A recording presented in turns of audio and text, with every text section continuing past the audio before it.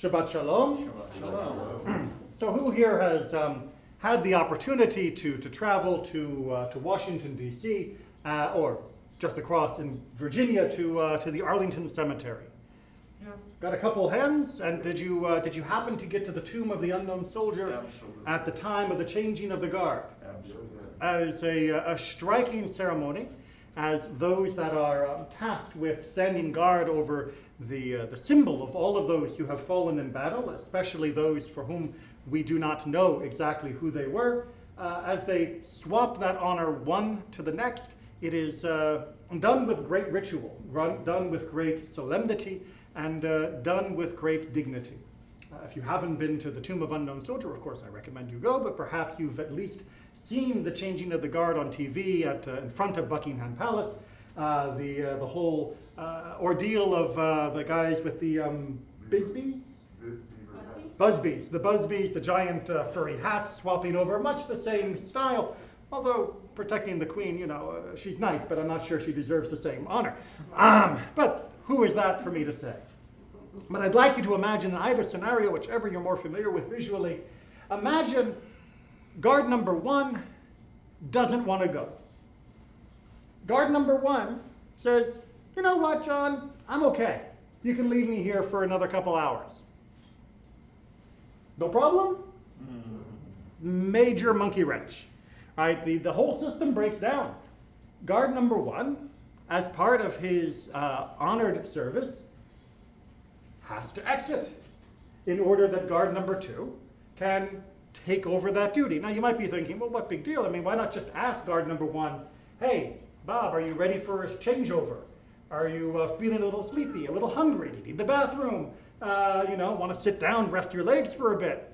And if he says no, then you leave him there. And if he says yes, then you swap over. Why does it have to be on the clock? Why does it have to be measured in such a way? It's because oftentimes people don't know when it is time for them to sit down. Oftentimes people don't realize that their service is flagging, that they are not doing as well as they otherwise could do, that their legs have now become a bit frozen, and if something were to be needed, and occasionally, unfortunately, people do antagonize the guards, that they would not be as quick to respond to those sorts of problems. Perhaps they don't realize that they are growing faint with hunger, and if they don't get something to eat soon, their blood sugar is going to nosedive, and they could pass out, hurting themselves, and of course, not performing their duties in the optimal way. When somebody has been serving and feels the joy of serving well, it can sometimes be hard for them to step aside for someone else. It can be hard for them to recognize that indeed their service is no longer quite what is needed. And that is what we see in this week's parashat of Chukkat. We are seeing the ultimate need for a changeover from the greatest leader ever to someone that is, by objective measures, worse.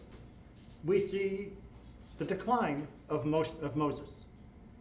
Moses goes out in the grief from the loss of his sister and the consequent loss of the well. And when the people are demanding water and are harassing him, he says, fine, you want to get water from this rock, you bunch of rebels? Smack. Water comes out, and God says, thank you very much for your service. Here is your gold watch. You will not be going to the land of Israel. Now this is a little bit staggering, because after all, what did Moses do that was so catastrophic? I mean, okay, fine, he kind of, sort of, at least in biblical idiom, cursed out the nation. Not a great look, not good optics. But I mean, come on, the news cycle is fast. People will forget about it soon enough, and everything else he's done. A little slip up like that doesn't matter so much, does it? Well, says God, yes, it matters in and of itself, but it matters even more because it is indicative that you have reached a point where you can no longer serve as you once did. Not because you are necessarily inferior. We know that Moses was as strong when he was 120 as he was at the beginning of his tenure.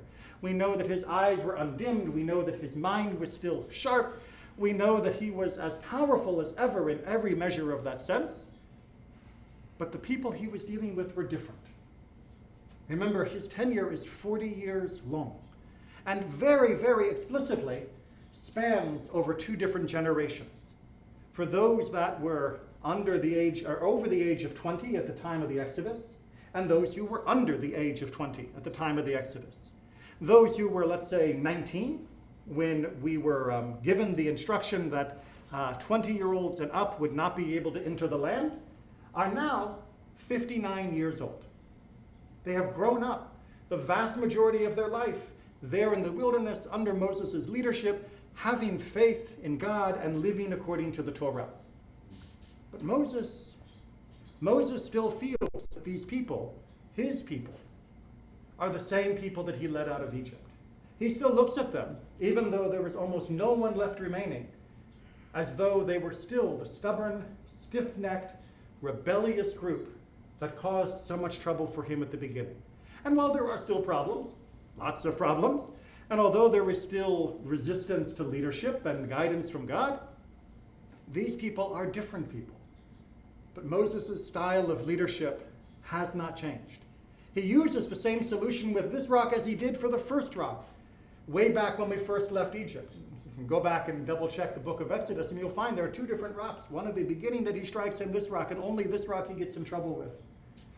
Because with this rock he is using the techniques that worked with the previous generation, but he hasn't seen these have changed.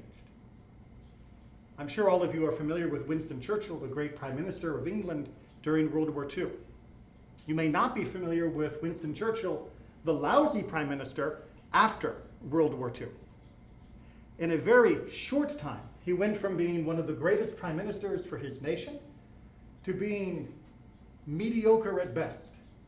In wartime, he was an amazing, inspiring leader who helped his nation rally against the Nazis and lead the world to be able to overcome all of their evil. But after the war, in peacetime, he did not seem to have the same skills, the same leadership that worked within that setting. And so too Moses will now have to give way. Eventually we know to Joshua, his disciple. And Joshua is not Moses. No one was Moses, as the Torah goes to great lengths to explain. But Joshua was what was needed for that new generation. And Moses receives his final look into the land of Israel and then retires. It's hard. Moses has trouble letting go. Moses argues multiple times with God to please let him go into Israel, even if not as the leader, at least to be in the land. And God has to explain, that won't work. You can't go in even as a private citizen, if you will. A leader you were, a great man you have been, but now your time has passed, and to go in as a private citizen would diminish the ability of those who come after you to be able to lead this people. And so Moses dies outside, just as Aaron does, and just as Miriam does. Each having fulfilled an amazing mission, each having achieved amazing things. And all of us can learn from them that there are times where we have to pass the mantle to the next generation, to look to the next generation and say, I don't understand you quite as well as I understand my own. You are different. Not worse, not better, but different. And my techniques, my skill, my instruction will not work for you. And so, new leaders will have to rise. But thankfully, we have always been blessed in that way to have new leaders come. By having the example of Moses stepping down slightly reluctantly, we set a precedent that has continued to this day, that our leaders recognize that leadership is not a lifelong activity, that eventually the baton has to be passed over. It has to be handed off, and we have to be looking for when that is necessary in a constant, organic, and evolving process. And we always recognize where we continue to be of great service and where others may be of better service. May we recognize that without recrimination, without attack, without bitterness, but pleased that we could serve the role that we served, and happy that we can see the next generation beginning to serve the role in a better way than even we could for that generation.